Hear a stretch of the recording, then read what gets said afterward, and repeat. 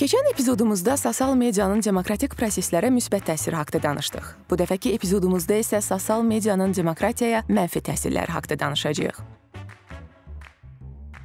Bu mövzuda ağla ilk gələn son illər ərzində mətbuat vasitəsilə tez-tez eşitdiyimiz xaricdən müdaxilə məsələsidir. Xatırlayırsınızsa, 2016-cı il ABŞ prezidenti seçkilərindən sonra Rusiyanın sosial şəbəkələr vasitəsilə ABŞ-dakı qütbləşmədən istifadə edərək seçki mühitini gərginləşdirmək, seçkilərin nəticələrinə təsir etmək niyyəti haqqında müzakirələr gedirdi.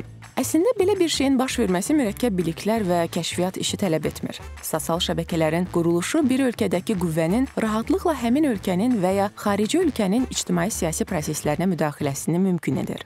Doğrudur, 2016 ABŞ seçkilərindən sonra sosial şəbəkələr bu problemləri həll etmək üçün çıxış yolları üzərində işlədilər, amma ciddi boşluqlar hələ də qalmaqdadır. Sosial medianın mənfi təsirləri mövzusunda ikinci məqam dezinformasiya və ya tez-tez eşitdiyimiz fake news ifadəsidir. Sosial şəbəkələr həqiqətə uyğun olmayan və ya yalnız bir tərəfin mövqeyini əks etdirən xəbərlərlə doludur. Ənənəvi mediada xəbər dərc edilməzdən öncə həmin xəbərin peşə standartlarına uyğun olub-olmadığı yoxlanılır. Sosial şəbəkələrdə isə belə standart yoxdur. Nəticədə bilərəkdən yalan məlumatlar və konspirasiya nəzəriyyələri yayılır. Bu azmış kimi bəzi media qurumları daha çox bəyənmə və paylaşım üçün hadisələri şişirtməyə meyilli olurlar.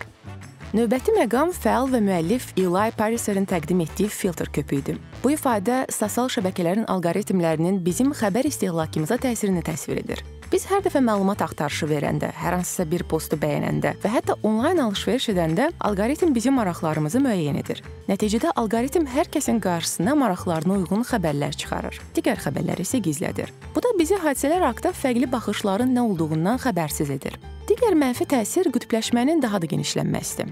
Artıq gördüyünüz kimi sosial media alqoritmi istifadəçilərə yalnız bəyəndikləri və maraqlarında olan məlumatları çıxarır. Nəticədə istifadəçilər digər tərəfin fikrindən, mövqeyindən xəbərsiz olur. Onlara qarşı empatiya hissi qura bilmir. Getdikcə sosial mediadakı müzakirələr daha da aqressivləşir, toksik bir mühit yaranır və istifadəçilər fikrini bəyənmədiyi insanlara yarlıq qoymağa başlayırlar. Araşdırmalar isə göstərir ki, insanlar digərlərinin fikrini bilməyəndə, əks tərəfi təcrid edəndə qütbləşmə daha da dərinləşir və cəmiyyət ölkənin gələcəyi ilə bağlı ortaq məxrəcə gəlməkdə çətinlik çəkir.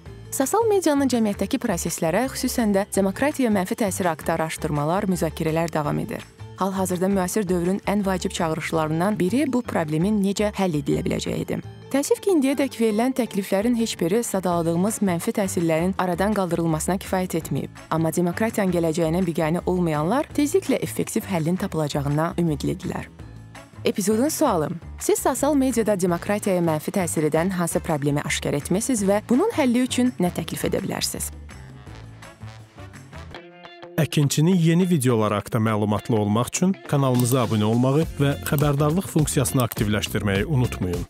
İmkandan istifadə edərək cari patronlarımıza işlərimizi davam etməyə yardım olduqları üçün dərin təşəkkürümüzü bildiririk. Əkinçinin Patreon icmasının üzvü olaraq siz bizim təşəbbüsə dəstək göstərməklə bərabər hazırladığımız materialları hər kəsdən öncə izləmə imkanı əldə edəcəksiniz.